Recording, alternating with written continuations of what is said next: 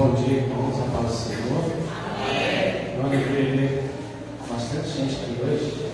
Glória a Deus. Isso continue assim, crescendo, né?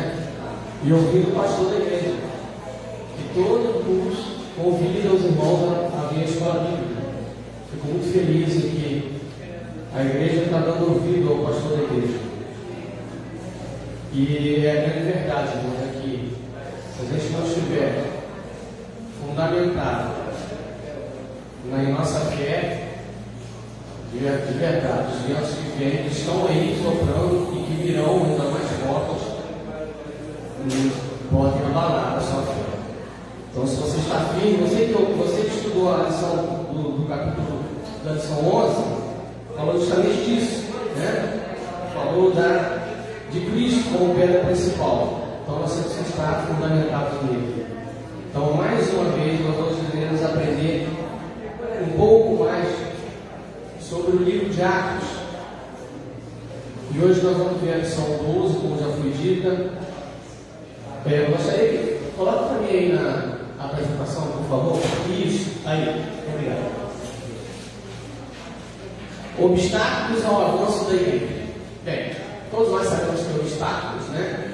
Quer dizer, barreiras, impedimento, dificuldades. E não é de hoje, irmãos, que a igreja tem obstáculos desde o seu início. E assim vai continuar até a volta de Jesus. Então nós temos que estar realmente buscando a cada dia mais conhecer o Senhor e conhecer a história da igreja. Porque às vezes a gente tem dificuldade em lidar com circunstâncias, com situações da vida, por aí você não conhecer a história, não conhecer o que se passou com a igreja, né? O que se passou com a igreja está escrito em Atos e em outros capítulos da Bíblia. Justamente para darmos exemplo, né? Para aprendermos com eles o que foi feito naquela época, como é que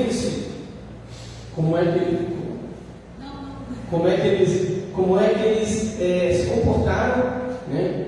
Para que nós possamos fazer o mesmo. E a Bíblia não fala só dos feitos certos, ela também fala dos erros, para que você possa usar como exemplo e não praticá-los, porque ela mostra o fim, né, daqueles que cometeram erros. Bem, irmãos, já foi lido o texto bíblico, mas eu gostaria de ler o texto áudio, que não está aqui na sua história, na sua revista, que é Atos 5, 29, parte B, que fala assim: mais importa obedecer a Deus do que aos homens. Uma coisa que a gente precisa estar bem ciente é de que, para que possamos obedecer a Deus, precisamos saber o que Deus está falando. Porque ouvimos hoje muitos homens falar, muitas mulheres falando. Só que para você decidir quem você vai seguir, você precisa saber os horários. Aí está a diferença de quem estuda a Bíblia. Por isso somos bereanos. Temos que sempre colocar a palavra do homem em confronto com a palavra de Deus. Por quê? Na dúvida, se o homem fala alguma coisa errada, o que diz a Bíblia? Obedecer a Deus. Foi assim que começou lá, nesse fato aqui. Vamos ler aqui em Atos 5, 29. Ver o que fala, o que estava se passando. Acredito que não saibam, mas vamos aqui. De repente alguns não saibam. Vamos alinhar aqui.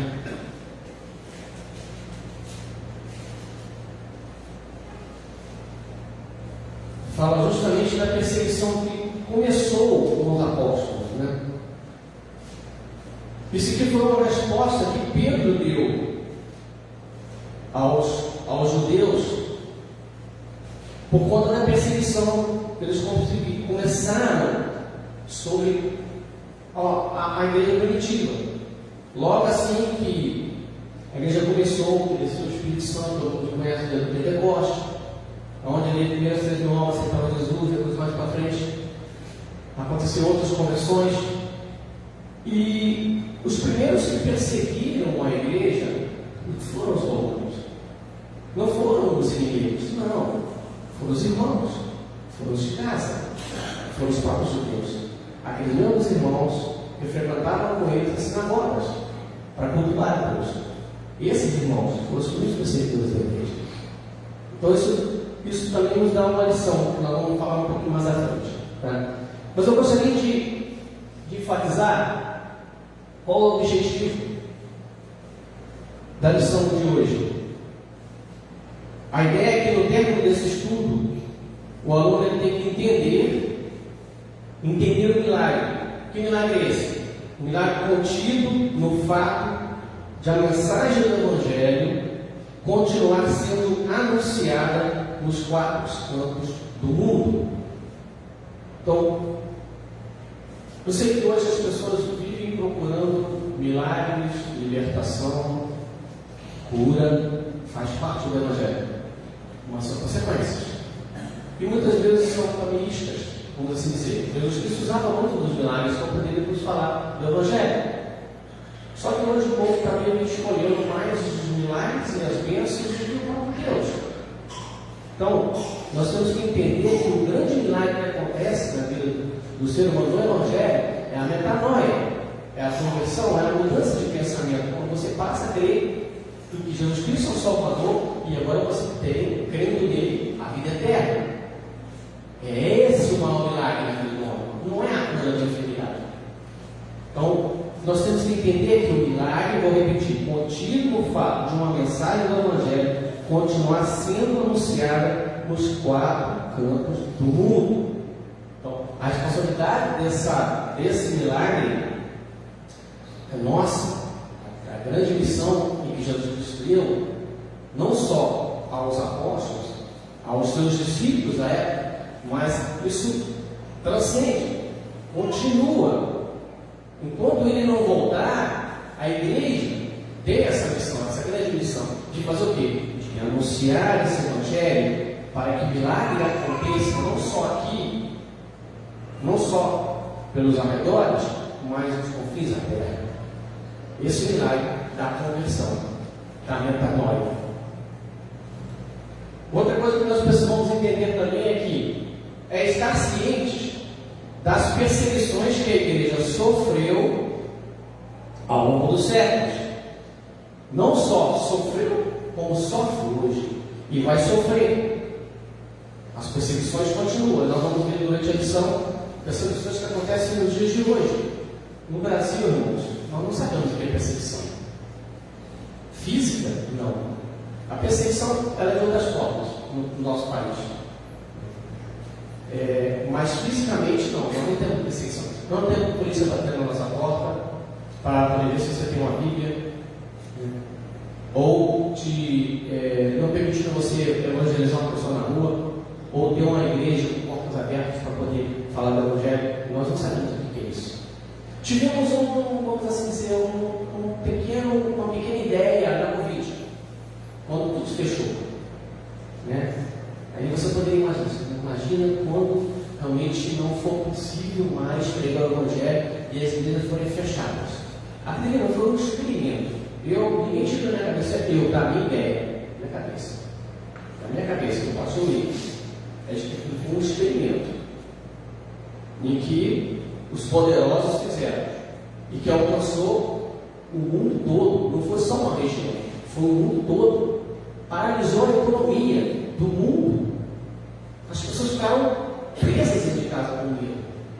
Então, isso aí já ponta para frente como as coisas vão ficar quando realmente nós subirmos com Jesus e vier a tribulação. Então, assim, quando houver a perseguição, que não será para a igreja ou para aqueles que ficarem, tem teorias, tá, irmãos, que tem pessoas que acreditam que a igreja, como nós, subiremos antes da tribulação, outros acham que vai ser durante, outros acham que vai ser depois. Então, assim, não importa. O que importa é que você esteja preparado para subir. Se você vai antes ou depois ou durante, não faz diferença. Até porque não sabemos se viveremos amanhã. Então você tem que estar preparado hoje para subir com Jesus. Então, essa perseguição ela é muito grande no país. Mas em outros lugares do mundo ela existe e ela faz parte do cotidiano das pessoas. Bem, nós vamos tomar ciência dessas perseguições. E outro objetivo da lição é conhecer alguns obstáculos internos que a igreja precisa ultrapassar diariamente. Esse aqui é aqueles chamados quintas colunas, né? Não sei se vocês vão falar nisso. Quinta coluna é só como se fosse pessoas que estão no meio, mas que lutam contra. São as ovelhas, são os lobos vestidos de ovelhas que estão no nosso meio. Que a Bíblia fala também do joio, entende? Então, essas são os obstáculos internos que nós enfrentamos hoje. Mas também não é de hoje isso. Isso já existe desde o início. Desde o início da igreja primitiva. E isso vai continuar. O joio vai nascer com trigo, vai crescer com trigo. Só vai ser separado no dia que Deus voltar. Então nós temos que estar preparados. Não é à toa que Jesus Cristo, Ele nos ensina a amar a todos, inclusive os nossos inimigos. Exemplo disso, irmãos, é Judas. Jesus Cristo não tratou Judas com acepção, fazendo acepção, mesmo sabendo que ele ia trair, que Jesus sabia. Chegou a hora que ele falou assim: faz o que tem que fazer, vai embora. Mas ele já sabia, mas nem por isso ele estava tudo diferente. Então, às vezes a gente tem no nosso meio pessoas que a gente identifica até como seu inimigo na fé, mas ele está no nosso meio. Você tem misericórdia com ele, você tem que amá-lo, porque Jesus Cristo falou que tem que amar até os nossos inimigos. É fácil? Não é fácil não, mas são obstáculos internos, são coisas que a gente está dentro de casa, e você tem que amar igual você ama o outro, que você gosta ou que gosta de você. É fácil? Não é fácil, mas se Jesus Cristo conseguiu, ele fala que a gente também consegue. Porque ele disse que no mundo teremos aflições, mas que ele venceu. Se ele venceu, a gente pode vencer ele.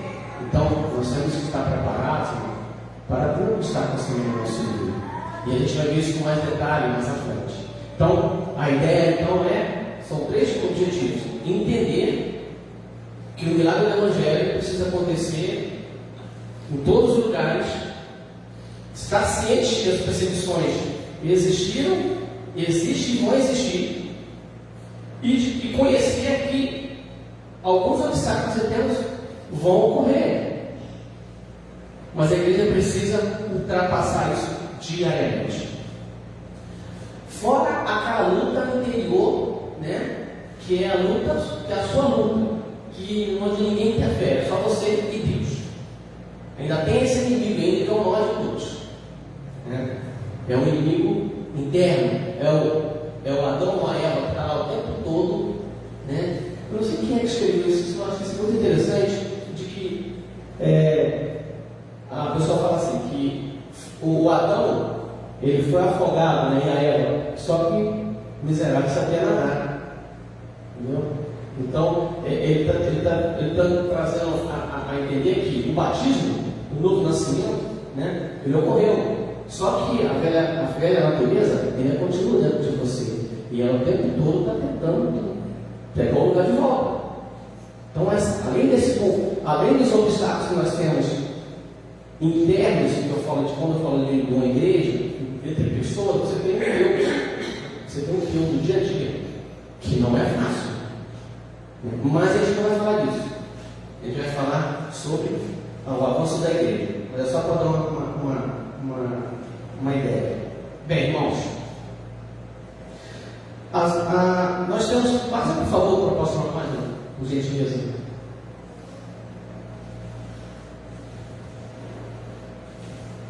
Eu gostei muito dessas frases, achei bem profunda, por isso que eu trouxe aqui para a gente ler junto. Que não está na revista de vocês, está na de professor. Mas achei bem interessante. Diz assim: quando estudamos os relatos de Atos dos Apóstolos, podemos visualizar a grande verdade de que uma igreja avivada é missionária. E a melhor maneira de conservar esse avivamento é desenvolvendo o trabalho de missões. E eu gostaria de fazer um exemplo, fazer uma analogia Na hora que Jesus Cristo falou, deu desculpa, quando a igreja começou, para os dias de hoje, muitas pessoas pensam que missões é só para aquele que vai para fora do país. O cara, né, vai pregar lá na Europa. Todo mundo quer pregar na Europa, nos Estados Unidos. Né? A maioria não quer ir para o Oriente Médio. Né?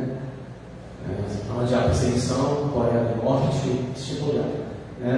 Mas aqueles que são mesmo missionários para as nações, não importa onde Deus mandar, é Deus que define. Mas eu não quero falar disso, eu quero falar o seguinte sobre a definição de missões. Se a gente for ver, qual foi a ordem de Jesus?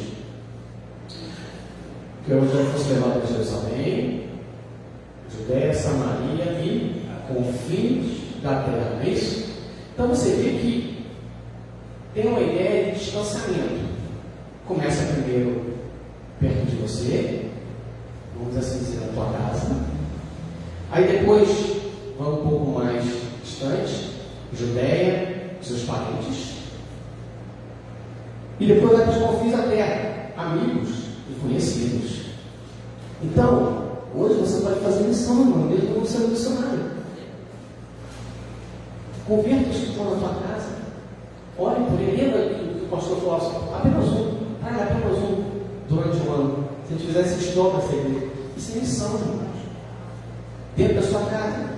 Você orar para o seu filho, a ver se seu filho está afastado, a ver se seu pai não se converteu, sua mãe, seu tio, seja com quem você mora, a ver teu marido ou a tua esposa. Você faz missão em casa. Não, em casa todo mundo já converteu. Então vamos parentes. Vamos lá, irmãos, primos, tios, pessoas que estão mais próximas. Não, todo mundo é crente, graças a Deus. Não, lá vamos amigos. É assim que começa. Não adianta você querer começar já um amigo. Não, você tem que começar em casa. Começar em casa, vai ser ensinamento de Jesus. Começa em casa, você vai aumentando, entendeu? Aí os parentes depois chegam, foi assim com a igreja de Jerusalém. Então, a gente pode usar isso como analogia e fazer também pela nossa missão. Que na verdade é da igreja. E nós fazemos parte dela. Então, não pense que só o missionário faz missão. Não, você pode fazer. Você pode pregar o Evangelho para os seus, aos que estão próximos de você. Quando você, por exemplo, na sua rua, te conhece, aí quando você passa do vizinho, nem dá um bom dia, nem cumprimenta, nem dá boa tarde, nem boa noite. Eu falo porque já aconteceu comigo. Eu sou uma pessoa, mais que eu conheço, eu sou tímido. E nisso eu tive bastante conflito com isso. Ainda às vezes acontece, Deus, se eu deixar eu passar pela pessoa no cumprimentar, às vezes eu estou pensando em outra coisa, mas além de ser falta de educação, eu acho que o cristão tem que ser exemplo. Como bom cidadão, independente, né? Como você tem que ser um exemplo. O cidadão seguir as leis, ser educado e gentil, isso é básico demais para o cristão. É muito básico. Todo mundo espera isso da gente. Né? Mas mesmo que no espera, você tem que ser. Porque o Senhor está te olhando. Ele quer que você seja gentil com as pessoas. Se ele manda você amar o inimigo, quanto mais aquele que não te faz nenhum mal. Então, cumprimente seu vizinho, fale com ele. Nem todo mundo é pessoa para estar junto. Ele sabe disso, mas cumprimentar não causa nenhum mal. Como é que você vai chegar? Imagine o seguinte: você nunca falou com ninguém na rua. Aí um dia é feito um trabalho, vai fazer um culto na tua casa. Aí você vai convidar o teu vizinho para assistir o culto na tua casa. Ele fala assim: você nunca falou comigo? Agora eu vou convidar para a tua casa, assistir, ouvir o Evangelho, papeis. Entende? Às vezes a gente não se liga nas pequenas coisas, mas a gente às vezes acelera nas pequenas coisas. A gente tropeça em palito. E aí isso é uma coisa que a gente precisa deixar de fazer. Então fale com as pessoas, conversa, cumprimento. Porque o dia que você é acordado para falar de Jesus, se tiver uma oportunidade, esse não vai ser um problema. A pessoa não vai jogar essa na tua cara. A gente tem esse problema. Que fala, eu sou tímido. Eu sei que tem pessoas que não gostam de falar com ninguém na rua. Passa olhando para o chão, vai embora. Já vi gente fazendo assim. Então, mas não é um comportamento normal do servo de Deus. Jesus Cristo estava com todas as pessoas. Se a gente tem que copiar ele, irmão, então imagina, não é por causa do que eu falo, não. É porque Jesus fala dele. Ele tem que fazer com ele. Então começa a praticar a missão dentro da tua casa. Às vezes até dentro de casa, a gente fala com as pessoas. Por incrível que pareça, é meio surreal isso, mas acontece. Você está chateado, está não sei o quê. Pode acontecer da pessoa ficar chateada, isso acontece com todos. Mas deixa de falar, eu conheci irmãos que não se falavam há anos. Como assim cristão? Servo de Deus? Porque ficou chateado com o outro, tinha que brigar, sair no tapa, e ficaram sem falar anos. E eu, a igreja, como assim, irmão? Mora com ele todo dia, você comia junto. E não falava com ele porque tinha raiva. Ficou ferido. E tem pessoas que têm dificuldade com isso. Mas o que eu quero dizer é que a missão, ela precisa começar, né, em você, na tua casa, e ir aumentando. Quem sabe um dia você, de repente você não vá, mas você possa ajudar uma pessoa que está lá fora, com a sua financeiramente falando. Você pode de repente ir para a África, ou para a Coreia do Norte, ou qualquer lugar. Você vai como? Contribuindo com alguém para fazer. Existem vários lugares. A nossa igreja, por exemplo, né? Todo mundo sabe, quem não sabe, está sabendo agora, mas acho que todo mundo sabe. Eu fui lá no grupo, né? Que nossa igreja abriu. Temos a igreja agora em Portugal e já inaugurou. Então, isso também é um tipo de missão. Está indo para um lugar onde, irmão, o evangelho está frio. Lá na Europa, lá o povo lá está treva densa. É densas trevas. O lugar é difícil. Falo porque minha filha fez Jocum. Minha filha congrega numa outra igreja, lá na Cancela Preta. E ela teve uma experiência em Portugal. Ela fez fazer a prática em Portugal. Irmão, não tem noção como é que as pessoas são em Portugal. Para começar, se você chega, por exemplo, Deus te revela algo, e você chega para a pessoa e o que acontece? Você vai falar com Jesus e Deus te revela algo, você fala para a pessoa. Se você falar, como é que eles te consideram quando você chega e fala algo que eles realmente aconteceu, que Deus te revelou? Eles chamam de bruxo. Acho que você é bruxo. Eles não estão acostumados com esse negócio de eles têm revelação aqui no Brasil, não estão acostumados com isso não. É um povo diferente. Irmão, Deus tem que dar muita graça ao pastor que vai dar de frente aqui em Portugal, porque não vai ser um trabalho fácil não. Mas está na Europa, não. Beleza. Eu não sei quem vai estar assumindo lá, mas que é fácil, não é fácil. Porque o povo é difícil. São gerações que não ouviram o Evangelho. É tudo novo. Para nós aqui, você chega a qualquer um na rua e fala de Jesus, você não conhece Jesus. Lá, a pessoa ninguém conhece. É incrível, é uma coisa meio surreal, parece de outro mundo. Mas então, oremos por Portugal. Oremos para que o Senhor possa usar aqueles irmãos ali, que vão começando um pouquinho, mas é assim que começa mesmo. E para que alcance ali, tenha uma faísca ali, que coloque fogo naquele lugar. E que realmente o Evangelho possa libertar e salvar almas naquele lugar, para a glória do Senhor. Então, missões começam em casa. O grande objetivo do Senhor para a sua igreja sempre foi e sempre será o amor pelas almas perdidas. Irmãos, se a gente não tiver amor pelas almas, você não é cristão. Desculpa, sinto te informar, você precisa se converter. Porque é o objetivo primordial da igreja. Se a igreja não amar a alma, tem uma coisa errada contigo. Porque o nosso objetivo principal é esse. Então, por isso que quando o pastor fala apenas um, não é muito pouco. Uma pessoa só para você trazer. Uma em um ano. É muito pouco. Se a gente for comparar que o objetivo principal, primordial da igreja é amar as almas perdidas, você orar pela uma pessoa muito pouco. Concorda comigo?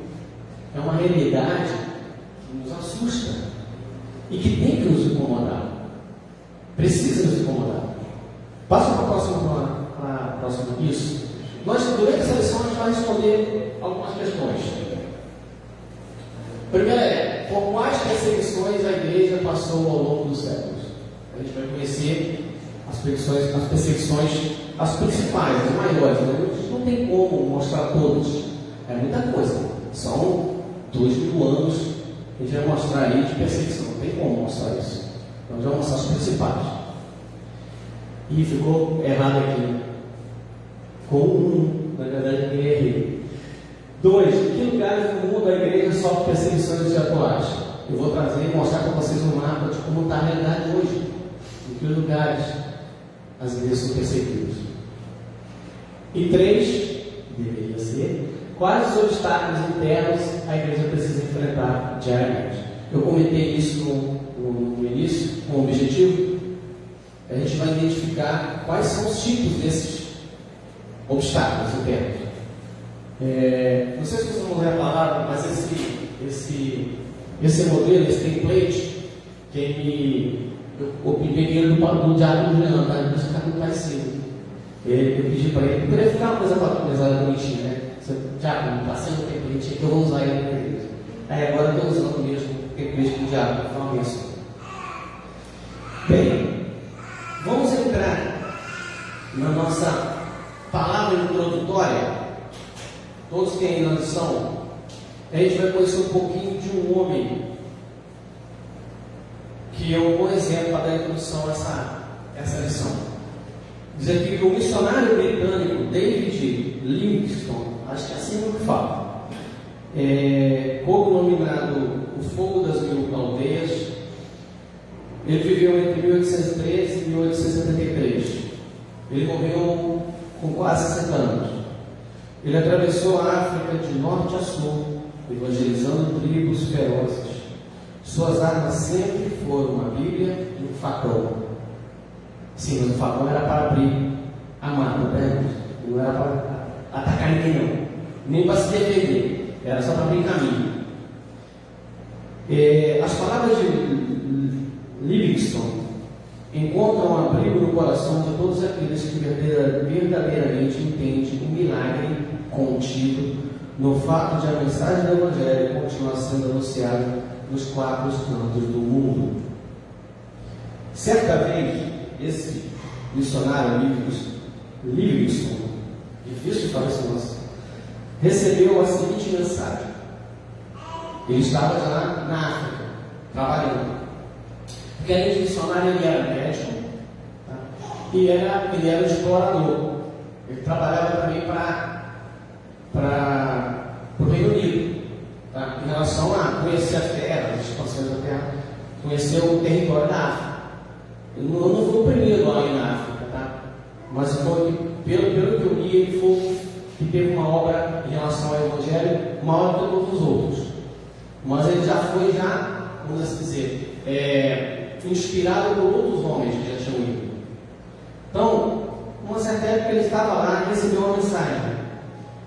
Dizia o seguinte: você encontrou boas estradas na região africana onde está? Caso tenha encontrado, enviaremos outros missionários britânicos para estarem ao seu lado. Ou alguém era responsável por ele, né, o chefe dele, alguma coisa assim, pergunta para ele: aí, missionário, como é que estão as estradas aí? Posso mandar mais gente para te ajudar? Olha a resposta dele. Olha a resposta. Presta atenção na profundidade desse irmão e vamos trazer para os nossos dias atuais. Olha o que ele disse.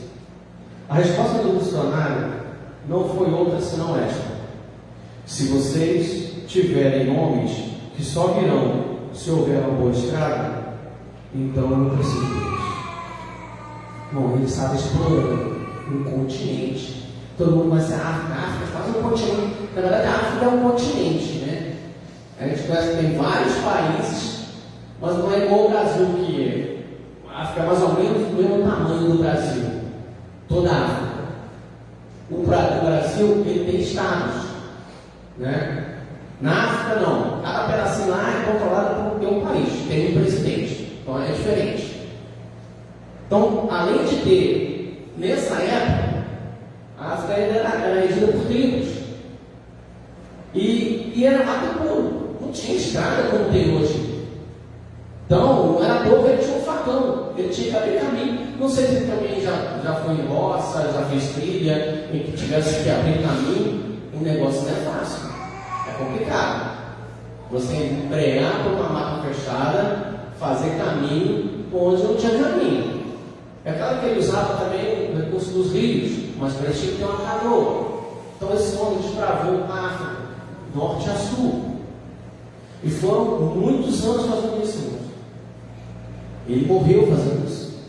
Por quê? Por conta de doenças tropicais, malária, essas coisas aí, isso existe muito tempo também. Febre amarela, são tipos de doenças que dão nesse trópicos, né, que é o nosso cabo. Por exemplo, você vai para a Amazônia, se você for para a Amazônia, você tem que tomar uma vacina contra a febre amarela. Senão você pode ser picado lá por um inseto lá e morrer. Febre amarela. Então, eles só enfrentaram, além dos problemas de falta de infraestrutura, né? Ele enfrentava ainda doenças que não tinha como, não existia. Existia só mato lá em Índia, né? Era só isso. E ele queria alcançar essas pessoas para Jesus. Não queria só, ele não estava trabalhando só com o Reino Unido, estava trabalhando também com o Reino dos Céus. E ele também ajudava as pessoas como médico. Então, e olha que ele era médico. Então, os recursos eram pequenos. Mas, infelizmente, as pessoas hoje acham que só querem entrar para a obra de Deus, ou fazer o reino, ou fazer o trabalho dentro do reino do Senhor, quando as coisas já estão facinho, né? Quando já estão pavimentado o caminho. Irmãos, nós não temos o caminho bem pavimentado. E na pavimentação desse caminho do reino de Deus, tem muito sangue, irmãos. Tem muitos corpos que pavimentaram esse caminho. Vai começar pela igreja primitiva. Então, não esperemos que fique melhor, que fique confortável. Irmãos, o reino de Deus não é confortável. Fazer as coisas de Deus não é confortável. Não é mais no mundo de hoje que prega seu ódio, falando que é amor. Todo mundo sabe o que eu estou dizendo. E não é só no Brasil, não. É no mundo todo está assim. Então, não espere ficar as coisas boas, confortáveis para você fazer algo. Não. Começa dentro da sua casa. Começa ali a fazer missão dentro de casa. Você que tem filho, para que é para a escola bíblica, os que estão aqui, com certeza já trazem. Na verdade, quem deveria estar ouvindo isso são outras pessoas que não vêm. Espero que vocês ouviram agora pela internet, pelas redes sociais. Mas a gente precisa começar a missão dentro de casa. Porque ontem eu estava visitando a minha obra, eu estou fazendo uma obra em Itaguaí, um terreno lá que Deus me deu, que eu comprei. Eu quero mudar de. Eu moro próximo de Miraquém, quero mudar daqui. Não dá mais para ficar ali, não, é complicado. Então, comecei lá e fui lá, de repente cheguei, estava chegando no terreno, estava no pedreiro, eu subi uma música, um hino. Aí eu pensei, essa eu conheço, hein, mano? Essa eu conheço. Sou cristão desde não sei quando, desde 14 anos, sei lá. Ele deve ter uns 50 e poucos anos. Aí eu disse, pô, graças a Deus eu também nasci no Evangelho, também sou cristão, graças a Deus. Ele mas os meus filhos não estão no caminho. Cresceram, mas depois desviaram. Aí eu pensei, tem uma coisa errada com isso. A gente não pode aceitar isso como uma coisa normal. Como pode uma criança nascer no lar evangélico não permanecer no caminho? Se a palavra de Deus fala que se você ensinar o teu filho, ele não vai sair do caminho. Tem algo errado. Aonde que a falha? Justamente porque nós, às vezes, falhamos em criar nossos filhos e não ensinamos ele a amar a Deus, criar um relacionamento pessoal com Deus. Esquecemos isso. Aí quando vem a adolescência e a juventude, eles são arrebatados para o mundo, porque eles não conheceram a Deus, não conhecem o amor de Deus. E é fácil? Não é fácil, não é difícil. Eu tenho um casal de filhos. Graças a Deus, os dois estão firmes no Senhor, mas passaram por dificuldades também. Mas nunca se afastaram, nunca foram mudando. Vão passar, não? Todos nós passamos por conflitos interiores, até por conhecer a Deus. Você vai tendo conflitos com Deus só por conhecer a Deus, porque Ele vai te confrontando em muitas coisas e você vai aprendendo. Mas para que ele aprenda, Você está diante da palavra o tempo todo. E se o pai e a mãe não fizer isso, como ele vai crescer no Evangelho? Aí cresce adolescente, jovem, desvia. Como assim? Aí depois vai voltar quem? Bom, vai naquele terceiro lá, complexo, não diga o seu nome. Pode ver lá a quantidade de filhos de crente que tem lá dentro. Por causa de quê? Por causa de quê? Porque a missão não foi feita em casa. Criar filho para esse mundo não está fácil não. Cristão então mais difícil ainda. Você tem que estar o tempo todo em cima. Tem que estar o tempo todo em cima também do joelho, pedindo a Deus por eles. Mas também não pode dar mole, tem que trazer isso para a igreja. Filho, jovem, é criança, pré-adolescente, adolescente, jovem, se mora na tua casa, quem manda é você, não é ele. Traz ele para a igreja. Irmãos, estou falando que eu tenho filhos. Nem por isso eu quero ir para a igreja. Mas é na marra. Quantas vezes eu nasci no Evangelho. Eu fui na marra, né? Meu pai falava assim, vamos embora. Eu não tinha papo com meu pai, eu vou ficar com dor de barriga. Vai assim mesmo. E ia. Ele ia na frente, a gente andando atrás, ficava assim, 50 metros, lá, arrastando o pé, ir para a igreja. Mas ia. E foi assim que ele criou os filhos. Estão todos na igreja. São 5 lá em casa. Estão todos na igreja. Foi fácil? Não foi fácil. Mas a gente tem que fazer o nosso papel. Tem pessoas que querem ser amadas pelos filhos. Não, eu faço todas as vontades dos filhos. Quem é que manda na sua casa? É o seu filho ou você? Por isso que nós somos tantos filhos saindo da igreja, tantos jovens que nasceram no Evangelho e se afastam, porque você não está cumprindo a missão dentro da sua casa, entende? A missão começa dentro da sua casa. Preocupe com a tua casa primeiro. Essa é uma coisa muito importante que a gente precisa ter, irmão. Claro em nossa mente. Muito claro. Porque se o seu filho criar um relacionamento com Deus, irmãos, quem conhece Jesus, se relaciona com Ele, não larga Jesus. Quem larga Jesus é porque não criou um relacionamento com Ele. Como é que você pode largar uma coisa maravilhosa? Como? Ninguém faz isso. Ninguém joga fora uma preciosidade. Mas se você não conhecer, não criou o relacionamento, para ele não tem valor algum. Para ele não é precioso. Então ele não guarda. Ele vai procurar outra coisa para preencher o espaço que Jesus Cristo preencheria, mas ele não conhece. E não foi apresentado. Entende? Então a missão começa em casa. Mas vamos lá. Primeiro item diz o seguinte: no mundo tereis aflições. Diz assim a lição: a hora de Jesus contar para o céu era chegada. O Senhor avisou os seus discípulos que eles enfrentariam muitas perseguições. Nesse momento, ele orou ao Pai em favor deles. E seu discurso de oração possui 4 partes. Isso está lá em João 13, de 31. Eu não vou ler aqui, não vai dar muito tempo. Tá? Até 14, 31. Seria interessante se os irmãos não leram, ler em casa. Onde fala, nas primeiras partes, que são 4, o Salvador fala de sua partida e de seu retorno aos céus. Ele fala que quando ele partisse, Deus enviaria o Consolador. Jesus pede então que seus discípulos mantenham-se firmes para enfrentar as tribulações futuras. Então, o próprio Jesus, ele não enganou ninguém. Ele falou: vou ter aflições, mas eu tive aflição também, mas eu venci. Então, se eu venci, vocês podem vencer em mim. Então, nós não temos aqui o Evangelho não é nada facinho, não é mar de rosas, não é. Mas é a garantia da vitória. É a garantia de que você tem acesso à vida eterna. É isso que nós temos que pregar. Então, vai ser fácil? Não, vai ser difícil. Mas com o Senhor vamos conseguir. Então, a gente precisa continuar e perseverar. E esperar que os dias difíceis podem vir. E você tem que estar preparado para isso. Se ainda não teve, ele virá. Esteja preparado. Tá? Porque o Jesus Cristo não mentiria. E a gente sabe disso. A segunda parte diz que Jesus faz uma exposição sobre o ódio do mundo que avançaria sobre todos os discípulos.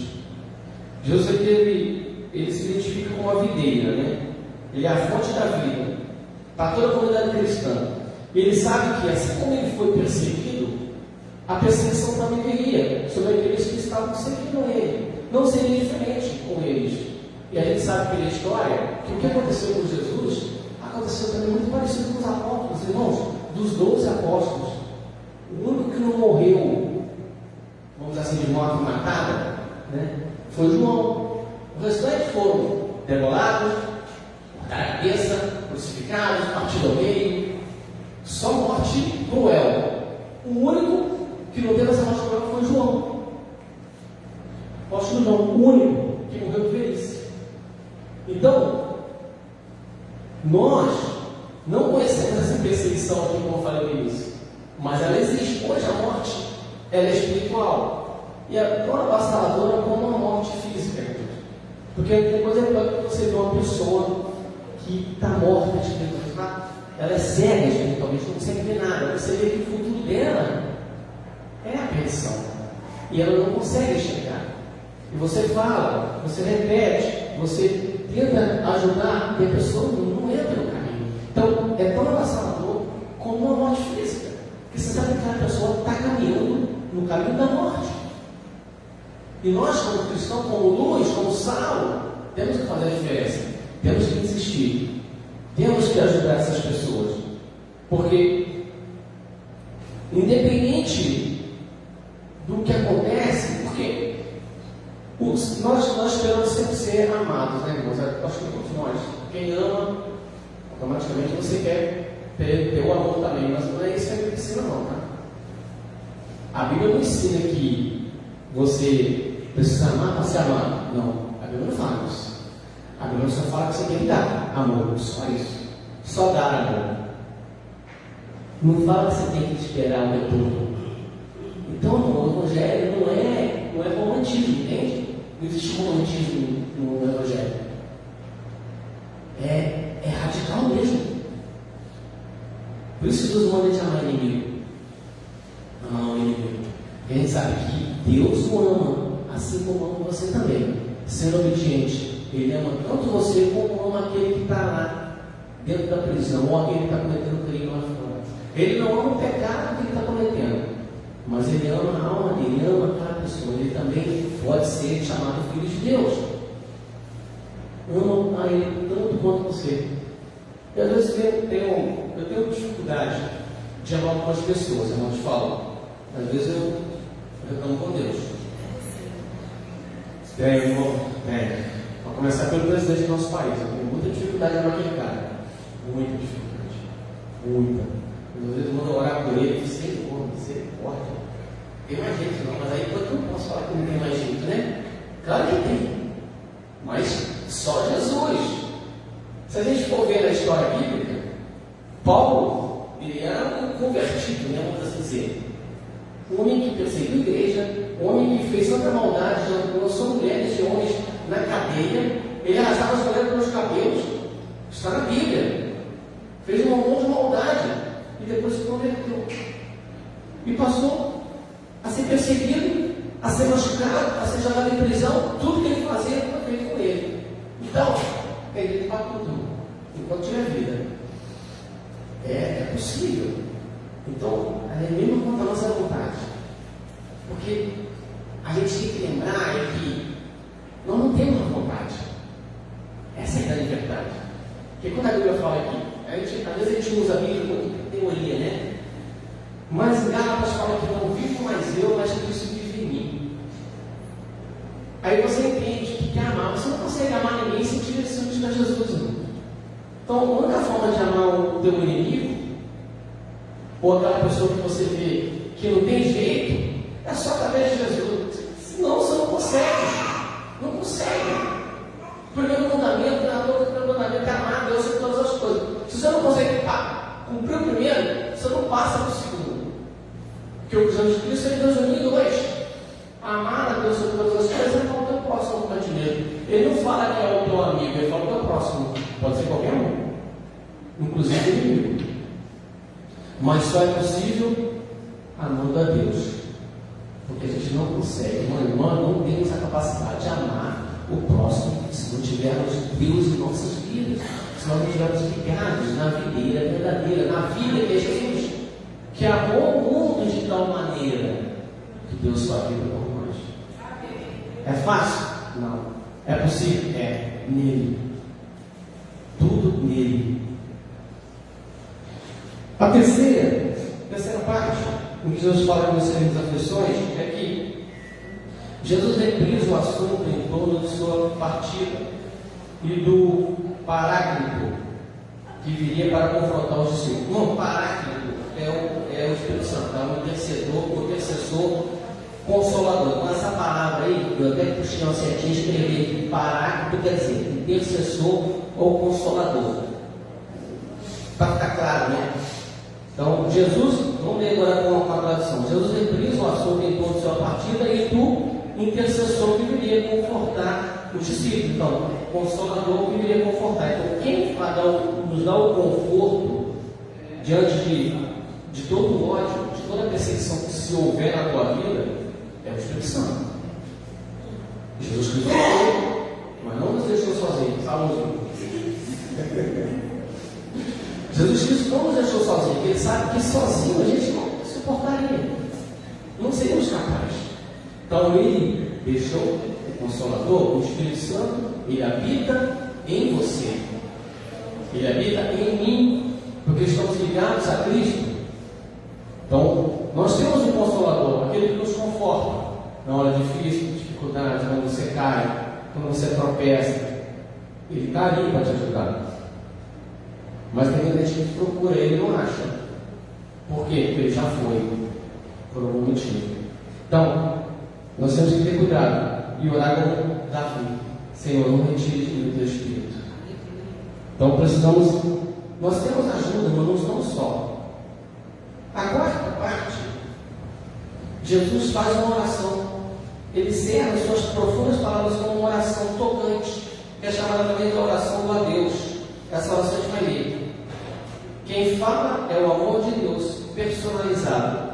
Ele quer dizer, o próprio Jesus Cristo, o amor de Deus personalizado, ora por nós. Ele não só ora pelos discípulos que estavam na época, mas ora por aqueles que ele deveriam salvar. Vamos ver lá, João, o Evangelho de São João. Não é Epístola não, é lá depois lá, Mateus, Marcos, Lucas, João, o último Evangelho. Vamos ver na oração de Jesus. Jesus orou por mim e por vocês. Não era nem nascido. Ele orou por nós. Olha o que ele diz. É longo, mas eu vou ler porque é muito interessante. Olha só. Depois de dizer isso, Jesus olhou para o céu e orou: Pai, chegou a hora. Glorifica o teu filho, para que o teu filho te glorifique. Pois lhe deste autoridade sobre toda a humanidade, para que conceda a vida eterna a todos os que lhe deste. Esta é a vida eterna, que te conheçam o único Deus verdadeiro e a Jesus Cristo a quem enviaste.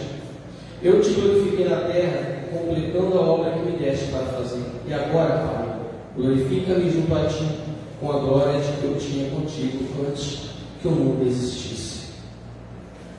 E eu revelei teu nome àqueles que do mundo me deste. Eles eram teus, tu os deste a mim, e eles têm obedecido a tua palavra. Está falando de quem? Dos discípulos dele.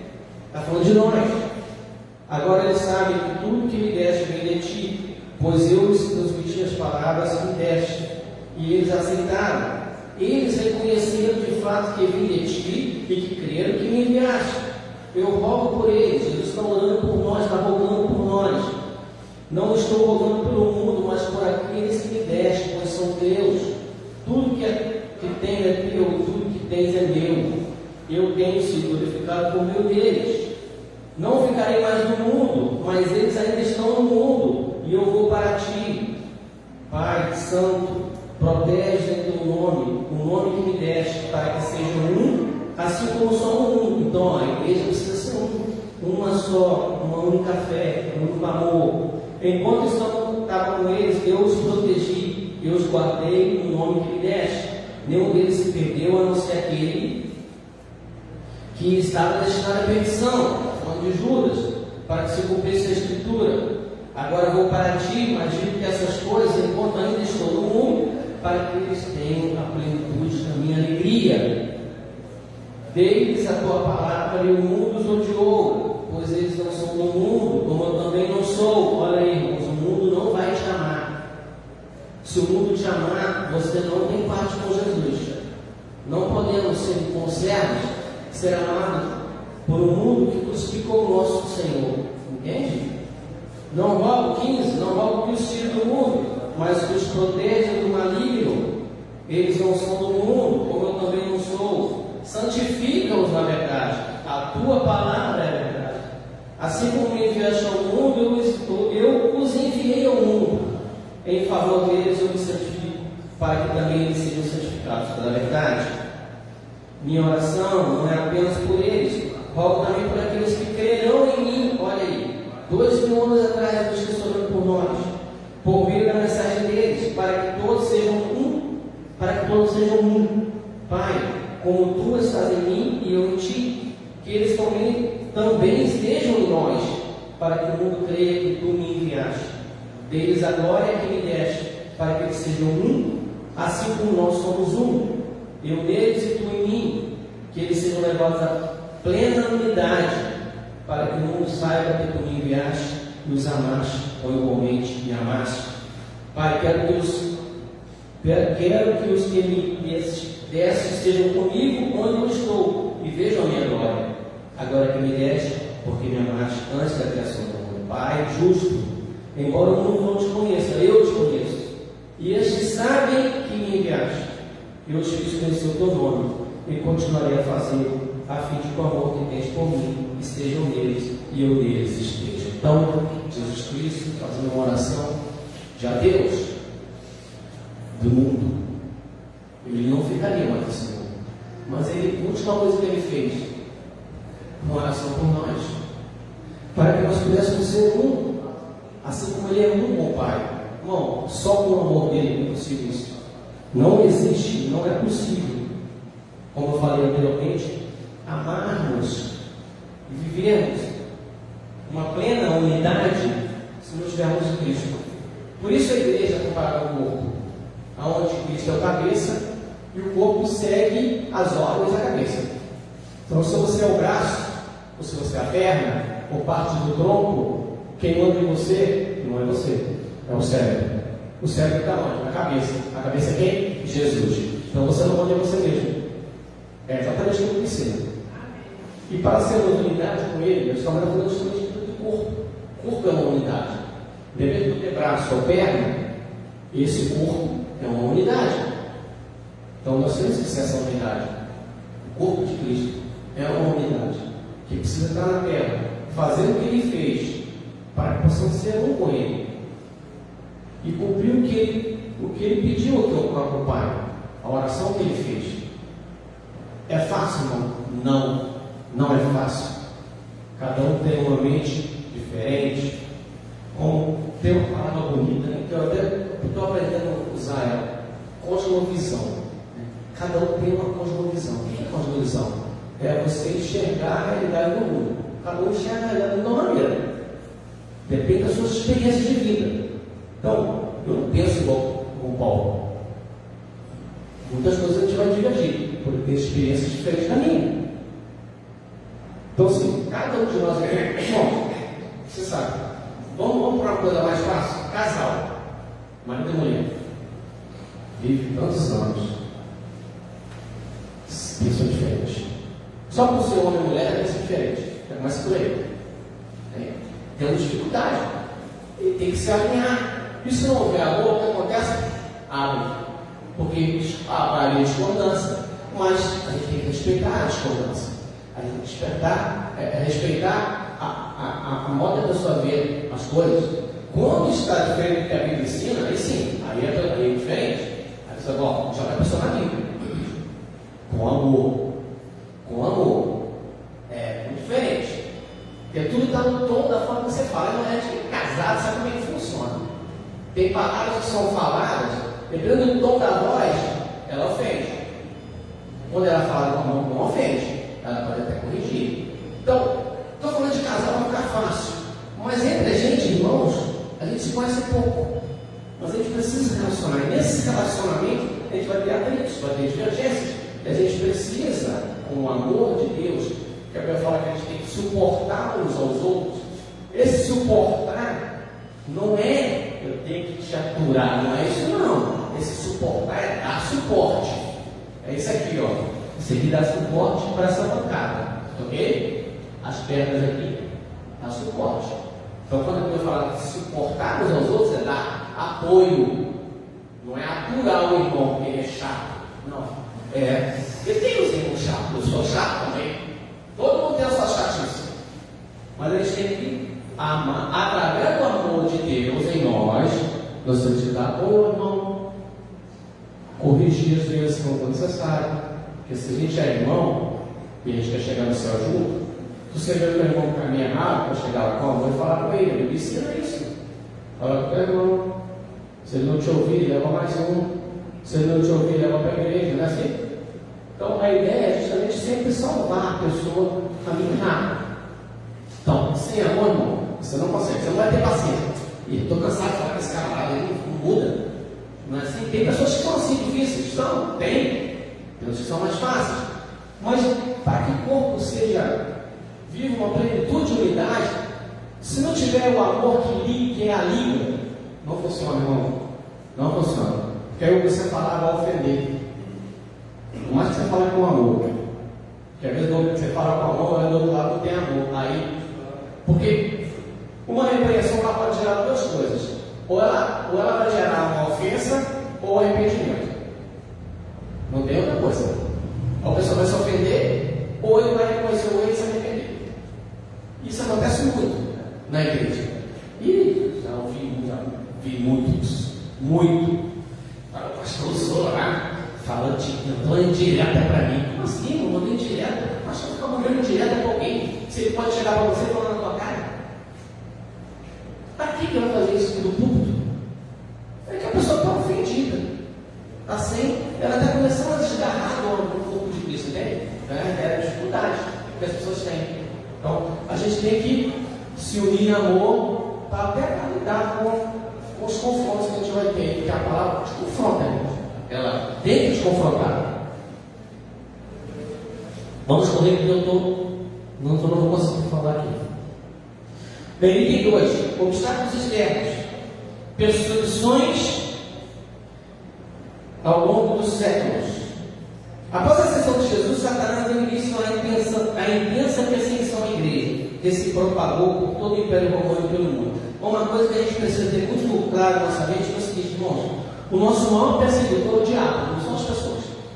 As pessoas são usadas pelo diabo.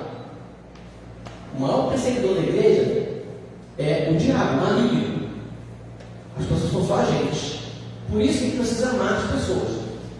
Porque o diabo você pode odiar com todas as suas forças. É o único que você pode odiar com todas as suas forças. Você não precisa amar o diabo. Tem que odiar ele. Porque ele quer te jogar no inferno junto com ele. Então, você tem que estar sempre ligado. Quando a pessoa te ofender, você fala, o diabo está usando.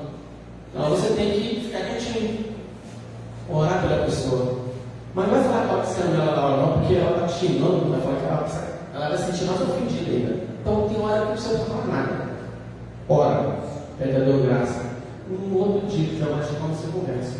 Entende? A gente tem que ter sabedoria para essas coisas. É igual a gente de casa, quando a gente está casado, não é igual assim, não muda nada. Né? Tem hora que você não tem que falar nada, tem que ficar quietinho. Quietinho. Bem, no início do livro de Atos, isso não está na lição de vocês não, mas no início, no capítulo 4, a gente vai ver que a perseguição começa logo ali com a prisão de Pedro e João. Eles são presos por quem? Pelos líderes judaicos. Os líderes, os irmãos que frequentavam as mesmas sinagogas ao mesmo tempo. Por conta de outros interesses, a gente sabe, começaram a perseguir. E os primeiros a ser perseguidos foram os líderes. Normal. Tá? Não é muito diferente não, hoje em dia não. Aí vem mais à frente no capítulo 5, em que um anjo liberta quem? Liberta Pedro, que foi preso. Aí todo mundo conhece essa passagem, né? onde que as algemas caem, as mãos do Pedro, a porta abre, e ele vai embora. E quem é que estava intercedendo por ele? A igreja. Por quê? Porque amava Pedro. Sabia que ele estava lá, sendo perseguido pelo inimigo. E que as pessoas estavam sendo usadas para poder tirar a alegria, tirar o foco de Pedro em pregar o Evangelho. Mas a igreja continuou orando. E ele foi liberto.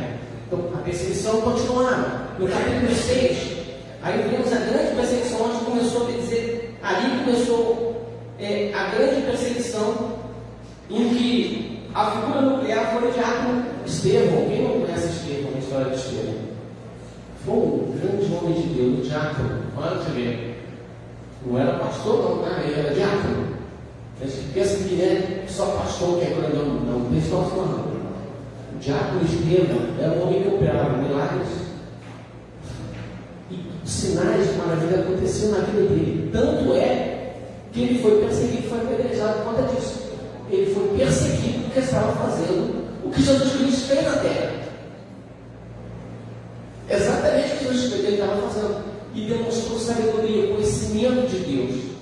Eles ficaram assim. O ódio era tanto, porque eles viam a sabedoria divina na boca de Estevão, e levaram eles a um ódio assassino, que mataram, apedrejaram. E Paulo estava lá assistindo. Então, a grande percepção daí para lá, as coisas foram só aumentando. Eu gostaria que passa para a próxima página, por favor. Muito obrigado. Vocês são fera, hein? Estão melhor que eu. Vamos lá. Os cristãos aos leões. Aí, a partir desse momento, irmãos,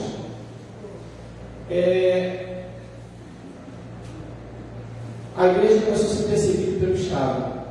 E todos nós sabemos que naquela época quem imperava, né? Quem conquistou, quem tomava conta de Israel era os romanos. Os romanos haviam conquistado o mundo. Israel era um dos países que eles tinham conquistado. E eles tomavam conta de tudo ali. O interesse deles era riqueza. Eles cobravam muitos impostos e levavam para Roma toda a riqueza de todos os países conquistados, todo o território conquistado era levado para Roma.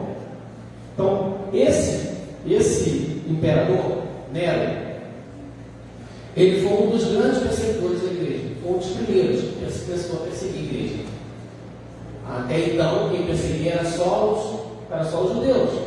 Mas a partir desse ano, 37, é isso mesmo, 37. Não, 54, desculpa. 37 quando ele nasceu. Nero, que era um dos imperadores da época, começou a perseguir a igreja. E essa perseguição, irmãos, ela foi, olha só, 54 a 68, foram 14 anos, é isso? E era uma perseguição assim, tranquila.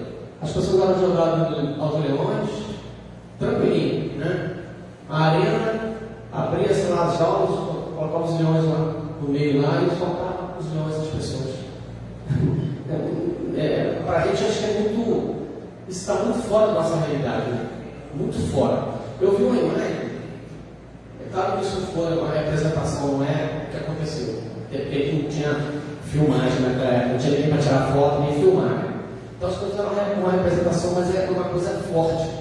Quando eles colocaram assim uma mãe, como quem assim de colo, um bebê de colo, na mão, assim, com o bebezinho no alto e o leão atacando ela, e ela com o neném aqui no alto. Então assim, eu sei que isso é meio chocante, mas para ter acontecido isso não custa, porque com certeza o pai e a mãe ia se jogar na frente para poder tentar defender o filho. Sei que essa tentativa não adiantou muita coisa, contra o leão, contra leões, um só já fez, imagina vários. Então, essas pessoas foram despedaçadas para uma plateia, enquanto a plateia lá gritava de emoção. Não sei que emoção é essa. Eu sei que o ser humano é ruim, por natureza. Bom, a gente só é um pouquinho melhor porque a gente tem Jesus. Porque a nossa natureza é muito ruim. Às vezes a gente se alegra vendo as coisas ruins das pessoas. Aconteceu quando morre alguém, quando o negócio misericórdia. A gente é muito ruim. A gente não tem nada que presta, não. Nós, a nossa natureza, adâmica, humana, só Jesus pode. Então, o que esse homem fez, a igreja primitiva, poucos fizeram depois dele. Mas segue para a próxima página, por favor. Não foram só ele não, tá, gente? Rolou aí 3. Passa para a próxima página, por favor. Tiveram aí mais uns 10. A gente vai colocar aqui mais umas 10 perseguições, tá? Que foi justamente os governos ao povo de Israel. Desculpa, o povo de Israel, né? A igreja do Senhor. Olha o que diz a lição. Nero, vou entrar aí depois dele. Nero deflagrou uma grande perseguição aos cristãos. Além de lançados aos leões, eles foram feitos tochas humanas. Eu ainda não falei isso, né? Crianças foram vestidas de peles de animais silvestres e colocadas diante de cães ferozes para serem estraçalhadas. Nero decidiu Roma, lançando a responsabilidade aos seus judeus. Além dessa intensa perseguição, a igreja primitiva enfrentava outras 10. Aí a gente vai buscar aqui as outras 10. Nós tivemos outras 10. Isso foi, irmãos, durante 3 séculos. 3 séculos, quer dizer, 3 gerações. 3 gerações de perseguição. Crianças nasceram, cresceram, viveram e morreram dentro de uma perseguição. 3, né? A gente vai ver isso, ó. No período de 81 a 96, Domiciano, Tito Flávio Domiciano, foi um perseguidor da igreja. Aí depois de 98 a 117, foi esse tal de Trajano, que é o Marco Lúpio Nerva, imperador romano, perseguia a igreja. Passa para a próxima, por favor. Aí vem depois Adriano, que é o tal do Públio Hélio, perseguiu a igreja durante de 117 a 138. Ele ainda foi considerado um dos bons, tá? Um dos bons imperadores, um dos 5 bons. Imagina os ruins, né? Aí depois vem Antonino Pio. Esse reinou de 138 a 161. Aí o próximo, por favor. Marco Aurélio, que eu acho que é o mais conhecido, né? Esse reinou de 161 até a morte dele, 180. Pessoal, foi mais mal porque morreu antes. E depois o tal Lúcio Septímio Severo. Esse foi de 47, no nome 193 a 211. Ele também foi imperador. Tudo perseguidor da igreja. Continua ele Maximino, que é o tal do Caio Júlio, que foi de 235 a 238. Depois veio Trajano, de 249 a 251. Mais um, mas já tem 8 aqui. Públio Licínio Valeriano. Esse foi imperador de 253 e se reinou pouco tempo, 7 anos. Mas também perseguiu a igreja. E o último, Diocleciano, foi de 284 até a sua abdicação em 305. Então, fazendo aí 305. Começou lá em 54. 305, 250 anos, quase diretamente, de perseguição. E a igreja continuava crescendo. Como é isso, irmão? E a igreja continuava crescendo. O diabo não deu trégua. Ele não deu trégua, porque ele sabia o poder que era a igreja. Ele conhece a Bíblia mais do que qualquer um de nós. Ele estava lá quando nós estava escrevendo o Pentateuco. Ele passou de tudo. Ele via o que Jesus Cristo fez. Ele teve a audácia de tentar Jesus. Então ele sabe, conhece tudo isso aqui. Ele sabia o poder dessa palavra. Ele perseguiu severamente 300. Isso que a gente conhece. Fora as perseguições que vão depois. Mas foram as principais. No início, na era primitiva, 250 anos de perseguições. Teve épocas que a igreja, ela se reunia, sabe, nas catacumbas de Roma. Já ouviu falar nisso? Catacumbas de Roma. Tem um livro Vocês ouviram o antigo Catacumba dos Irmãos? Você que é esse livro. Vocês vão ver o que é. O que é ser servo de Deus, temente a Deus e fiel ao Evangelho. A gente não sabe o que é perseguição, como eu falei no início. Essa estrada não está muito pavimentada de sangue, além de Jesus, de vários irmãos fiéis, que se não fossem eles, nós não conheceríamos o Evangelho. Vim atrás deles. Então, Catacumbas de Roma, procure ver, é um livro antigo, mas ele fala justamente de pessoas, de períodos que a igreja viveu e que a gente não tem noção. É muito surreal, muito fora da realidade nossa. Mas é uma verdade, é fato. Esse aqui eu peguei, a revista tem as mesmas datas, esse aqui eu peguei no Wikipédia. Essas figuras, tá bonitinho e tal. Peguei no Wikipédia, agora deixa eu contar uma lição. Então isso é história, isso é fato, isso não é coisa inventada, isso é coisa inventada pelos crentes, não. É fato, é história. Se você pegar lá no Brasil Escola, que é o site do governo, acho que é do governo, você vai ver a mesma coisa. Então assim, não é coisa inventada só por cristão, não. É história. Faz parte da história mundial. Bem, o negócio não parou por aí não. A perseguição aos cristãos continuou até o imperador Constantino, que chegou ao poder em 313. Esse eu não coloquei nada nele não. Todo mundo já conhece mais.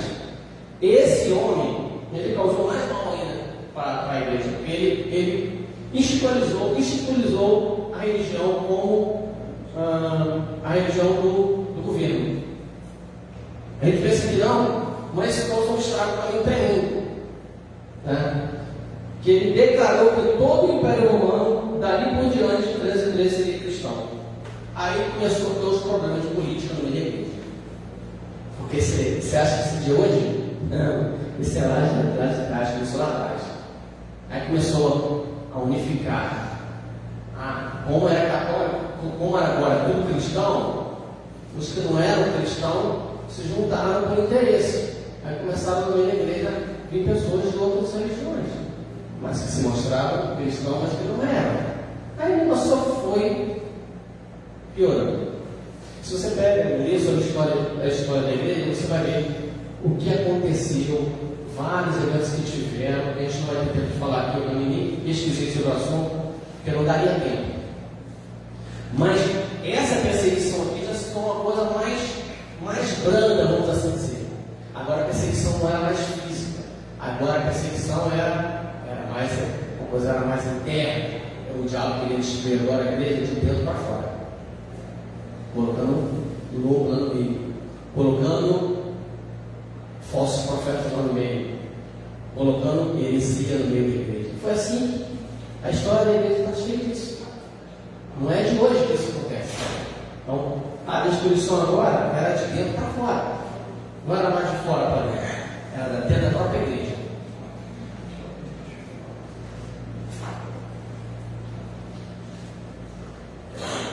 Item 2.2. Igrejas perseguidas depois de Atos dos Apóstolos. Agora vamos pular, né? Vamos pular lá de 313 para o século 21. Como eu falei, não dá tempo de falar tudo. Tem que dar um pulo bem grande, né? Um salto enorme. Século 21. Passa a próxima página, por favor. Isso aqui é atualizado, tá, irmãos? Uma lista mundial da perseguição 2024. Os 50 países onde os cristãos são mais perseguidos. Passa para a próxima aí e puxa para mim uma página. Isso aqui eu peguei nas portasabertas.org.br. Todo mundo conhece essa organização, né? Se não, depois você pode entrar lá e ver. Portas Abertas. Clica nesse link aqui, por favor. Hoje nós vamos conhecer quais são os países. A perseguição foi tanta, irmão, as coisas vieram evoluindo, modernizando. O diabo também veio modernizando. E agora a perseguição, ela é... Os países perseguem o cristão. O Brasil tem perseguição nenhuma. Vamos ver, está conseguindo aí? Eu trouxe uma lista mais atualizada, porque essa lista que está aqui é de 2016. Tá? Então eu trouxe uma mais atualizada. Mas alguns países aqui meio que não muda muito. Por exemplo, em 2022, o Afeganistão era pior, era mais perseguido que agora do norte. Agora, em 2024, vai do norte de novo. Total. Esses aqui são os que estão em primeiro, são os mais perseguem. Aí tem que ter um mapa mundi. Olha isso, irmãos.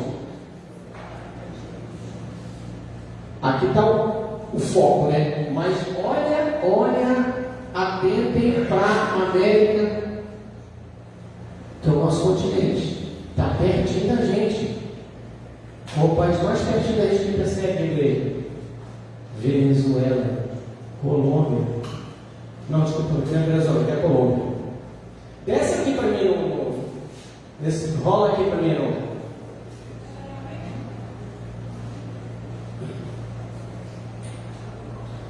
Você tem que clicar nesse quadro, você consegue rolar aí para baixo. Nesse quadro. Onde estão os países? Por favor. Você tem que clicar aqui se você conseguir rolar. Isso. Vai, desce. Vai, ó. Desce. Vai até o final, por favor. Opa, só não volta um pouquinho. Quero mostrar para o mundo. Ó, sobe. Isso aí, tá bom. 34ª posição, Colômbia, América Latina. Olha, tem mais um aqui, ó, México, América Latina. Não, está do nosso lado aqui. A gente pensava que está tão longe, né? Não, isso acontece no Oriente Médio, só na Ásia, na África. Olha aqui, do nosso lado. Está do nosso lado. Está logo aqui em cima. Aqui. Colômbia. Está em 34º lugar. México, 37º. Perseguição à igreja. Nicarágua acho que deve estar pior. Sobe um pouquinho para ver se aparece Nicarágua ali. De pouco tempo agora. Nicarágua, 30º lugar. América Latina, 30º lugar. Irmãos, perseguição está acontecendo. Perto da gente. Está aqui do lado. Os vizinhos do país. Não está mais no Oriente Médio. Está aqui do nosso lado.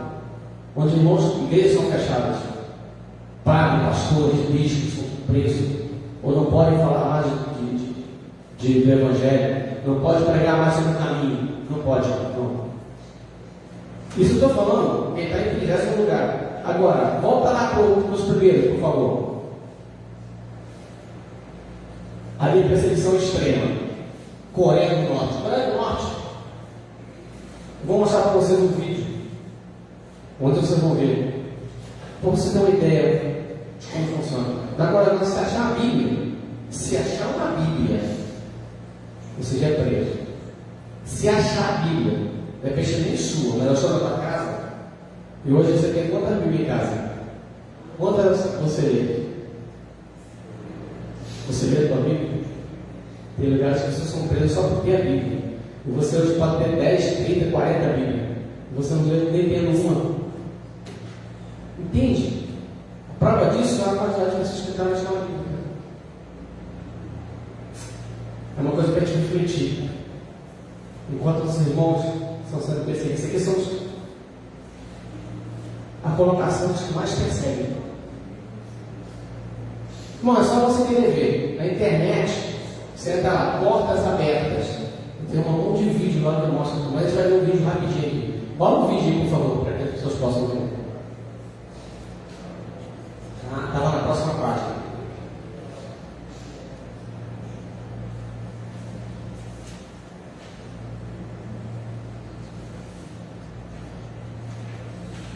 É um vídeo de 5 minutos, tá? Uma coisa rápida. Vai terminando. Depois só tem um toque.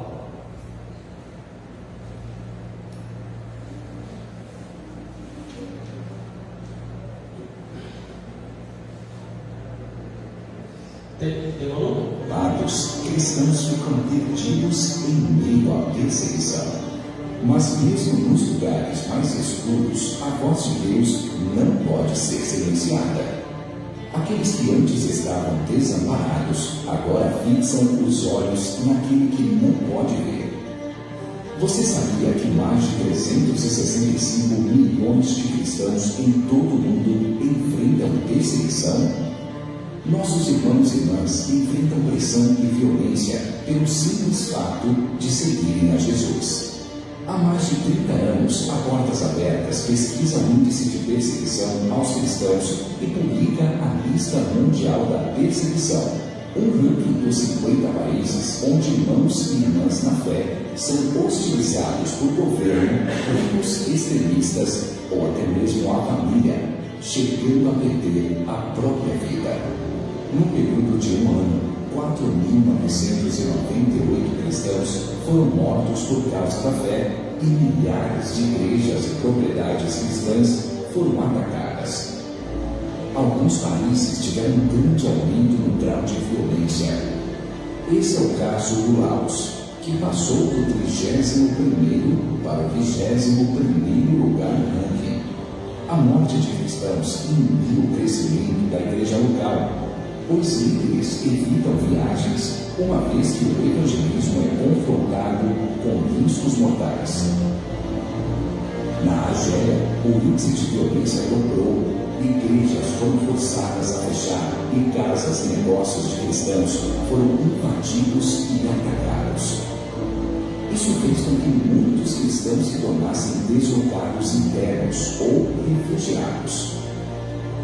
Na Somália, o violento grupo Al-Shabaab tem expressado repetidamente seu desejo de erradicar os cristãos do país, mantendo o país em segundo lugar na lista. A ação de grupos radicais tem elevado o nível da violência em toda a região da África subsaariana. Já na América Latina, a Nicarágua teve um grande aumento no grau de perseguição e subiu 20 posições na Lista Mundial da Perseguição 2024. A pressão crescente e a hostilidade constante aos líderes cristãos tenta sufocar a igreja local. Além de intimidados, os líderes são processados e presos, dificultando a comunhão dos cristãos no país, que são vigiados, assediados e atacados com frequência. No Iêmen, uma crise humanitária impacta a vida local há anos. Mas cristãos e iemenitas estão ainda mais vulneráveis devido às rigorosas leis islâmicas do país. A maioria da população é muçulmana e a conversão ao cristianismo é ilegal. A igreja no país é composta de cristãos de origem muçulmana que precisam praticar a fé secretamente. Além de enfrentarem oposição de grupos militantes islâmicos, a ajuda emergencial necessária para sobreviver também não chega, uma vez que ela é distribuída por meio de mesquitas, que em muitos casos discriminam os que não são considerados muçulmanos devotos. Com leis antirreacionárias em vigor desde 2020, a Coreia do Norte permanece em primeiro lugar no ranking. No país mais fechado ao Evangelho, o Estado é a maior fonte de perseguição. Com a aplicação das novas leis, cristãos são presos por simplesmente possuírem uma Bíblia. Assim, famílias inteiras são condenadas a campos de trabalho forçado. Por isso, ser cristão na Coreia do Norte é viver a vida de fé em segredo. A cada ano, a perseguição aos cristãos se intensifica. Cristãos se escondem, fogem de suas casas e perdem tudo. Mas há luz em meio à escuridão. A luz de Jesus brilha nas trevas, e as trevas não derrotarão a Igreja de Cristo. O amor de Cristo em nós é como luz na escuridão. Por meio dele, podemos apoiar a igreja perseguida para que ela continue crescendo. Conheça mais sobre essa realidade e faça a luz brilhar nos lugares mais escuros para os cristãos perseguidos. portasabertas.org.br/lista mundial. Obrigado, irmãos. Então, agora nós vamos ter uma ideia de como está hoje. Não estamos pegando lá a época da igreja primitiva, hoje, do nosso lado, do nosso continente, América do Sul. existem pessoas sendo perseguidas por causa do Evangelho. Nós temos uma liberdade, irmãos, que nós não damos valor a ela. Você pode estudar, você pode ler a Bíblia, você pode falar da Bíblia para qualquer um. E às vezes, acho que essa liberdade demais atrapalha às vezes. Porque quando a igreja foi mais perseguida é quando ela mais cresceu. Será que você precisa de ser perseguido para poder falar do Evangelho? Eu acho que não. Acho que a gente tem que dar valor a essa liberdade que a gente tem e deixar Deus usar a gente. É só você abrir tua boca. Começa na tua casa. Começa na tua casa, alcança teus parentes, teus vizinhos, teus amigos. Você vai estar fazendo a missão. Traga aquela uma pessoa, que o pastor o tempo todo fala que uma pessoa não é muita coisa, irmãos. Não é muita coisa. Vamos terminar para poder falar um item 3. Isso aí você deve. Reflitam isso durante o dia. Se quiser, vai lá, entra no site lá, da Portas Abertas, lá tem outros vídeos, tem mais informações, para você ver o que se passa no mundo. A gente fica no nosso mundinho aqui, pensando que tudo está rodando, né, no nosso redor. O egocentrismo. E a gente não percebe o que está acontecendo no mundo. Então nós temos que ficar alertas sobre isso. Bem, o último item fala sobre obstáculos internos.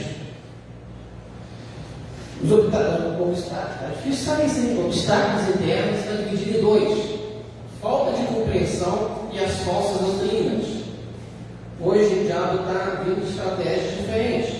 Em lugares onde tem liberdade para pregar o Evangelho, ele usa outras ferramentas. Tá?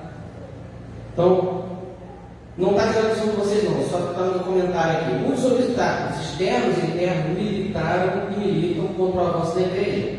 Os externos atacaram e atacam a igreja de fora para dentro, como vimos nos tópicos anteriores.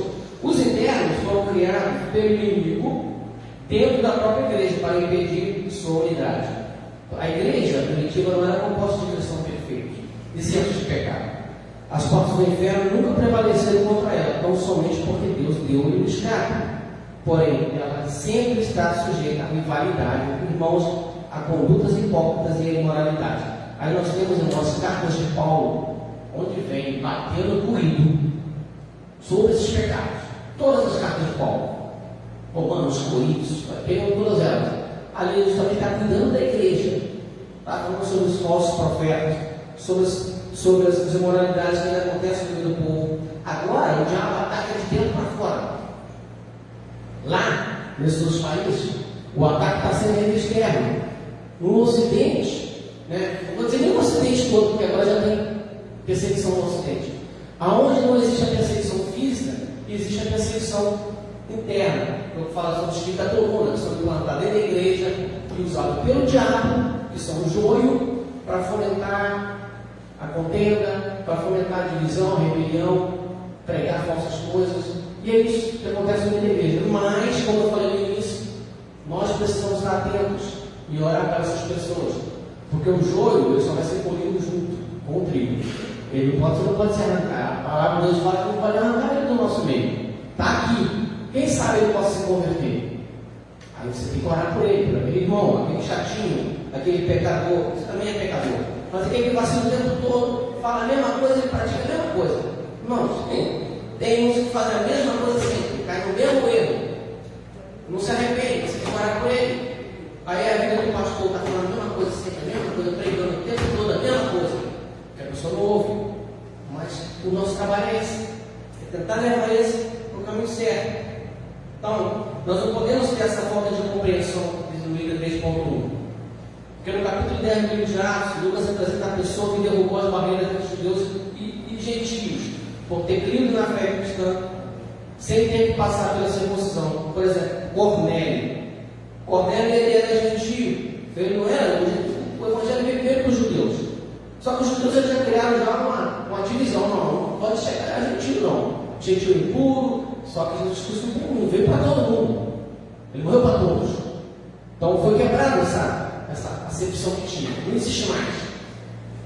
Quando Jesus morreu, acabou com isso. O evangelho agora é para todos. Aquele que crê, não é para judeu. É para todos. Hoje em dia, nós não podemos também separar. O Evangelho é só para aquelas pessoas que fazem as coisas certas, só para um cidadão não, para o assassino, para o homicida, para o homossexual, para o transexual, quem for. Esse nome que dá aí, que hoje já tem 50 mil mortes. Jesus é para aquelas pessoas também. Será que você está preparado para poder evangelizar uma pessoa que se veste como mulher e é homem? Será que ele está preparado para poder falar de Jesus para ela? Demonstrar amor para ela? É uma pergunta para nós respondendo. Porque hoje somos odiados por essas pessoas que praticam coisas que você não pratica, mas você tem que falar de Jesus para ela, ver se ela se arrepende. E assim que Jesus, porque elas também, Jesus morreu para elas também. Para aqueles que roubam, os corruptos, que matam diretamente milhões de pessoas, Jesus também veio para eles. É fácil? Não. Como eu falei no início, eu tenho dificuldade também orar para essas pessoas. Tenho muita dificuldade. Principalmente os corruptos e ladrões. Mas Jesus também veio para eles. Nós não podemos separá-los, fazer exceção deles. Não podemos. E falsas doutrinas, a doutrina que ensinamos, ela deve ser incorrupta. Temos que nos desviar dos que propagam entre nós falsos ensinos. Aí, irmãos, para que você possa fazer isso, você tem que ter o conhecimento. Aí é onde muita gente te pega. Porque como é que você vai identificar uma falsa doutrina se você não conhece a Bíblia? Se você não estuda a Bíblia? Provavelmente aqueles que estão na escola bíblica têm essa facilidade. Mais facilidade do que os outros. Porque tem gente que não pega nem a Bíblia. A Bíblia dá poeira na estante. A Bíblia dele é novinha, né? Tem gente que é novinha, tem gente que consegue escrever na Bíblia, né? Eu não vou dizer que eu faço toda, não. Tem uma aquela bonitinha que é para, né, se você vê no culto de domingo, trazer. Mas eu tenho umas que eu rabisco ela toda. Está até descolando, irmão. É porque eu uso. Né? Então, a espada, ela vai ter as suas marcas, né? Porque você usa ela para batalhar. Então, a Bíblia, você tem que estar com a Bíblia, você tem que estar o tempo todo folheando isso aqui, irmão. Isso aqui é vida. Como é que você vai conhecer, vai combater uma falsa doutrina se você não conhece a doutrina? Como? Por exemplo, a igreja tem o poder de julgar uma profecia. Não é isso? Mas como é que você vai julgar uma coisa que você não conhece? O juiz só julga porque ele conhece as leis. Então, em cima das leis que ele conhece, ele faz julgamento. Aí, você quer julgar alguma coisa se você não tem conhecimento? Não tem lógica isso. Então, a gente tem que refletir com essas coisas. Até para você conhecer se aquela doutrina que está sendo pregada. Por mais que nós sejamos luteranianos, irmãos, quem está aqui com o microfone na mão falando, você tem que chegar em casa e ver na Bíblia, que é isso que os luteranianos faziam. Se o que o pastor pregou, se o que o presbítero pregou, é aquilo mesmo. Tu vai pegar o quê? Vai pegar a sua Bíblia e vai ler. Tendo dificuldade, quando o pastor depois começa, o pastor não entende ninguém isso aqui não, porque a Bíblia fala assim, é isso mesmo? Aí você vai ter entendimento. Mas como é que você vai identificar uma falsa doutrina se você não estuda, irmão? Não tem como. Então, assim, é lógica. É muita lógica. Tem que ter cuidado. Quando o pastor fala aqui que a gente não tem que ter cuidado com os ventos, está sempre disparado para buscar conhecimento, para não ser levado por vento de falsas doutrinas, é justamente por isso, porque com o conhecimento da doutrina que a Bíblia prega, que está aqui escrito na Bíblia, você tem como combater e não ser levado por esses falsos profetas. Entende? Bem, concluindo. No tempo dos apóstolos, diante dos muitos obstáculos que eles apresentavam, o servo do Altíssimo usava as infalíveis armas da oração e do regozijo nas mais terríveis e duras posições. Eles enchiam-se do Espírito Santo. E o Senhor Jesus enchia-lhes de ânimo. Os discípulos encorajavam-se mutuamente e a só iria alcançar até os que não eram salvos. Então, qual é o papel da igreja? Né? O papel da igreja é justamente orar, regozijar e apoiar, encorajar o irmão, a ideia de fazer, de cultuar a Deus juntos, de nos unirmos, tanto para aprender como para celebrar o Senhor, é justamente para juntos nós encorajarmos um ao outro. É isso que os pregadores fazem o tempo todo aqui. Dentro da palavra de Deus, te encorajar, irmão, confia. Irmão, o Senhor é contigo. Não, existe uma promessa de Deus, Ele vai cumprir.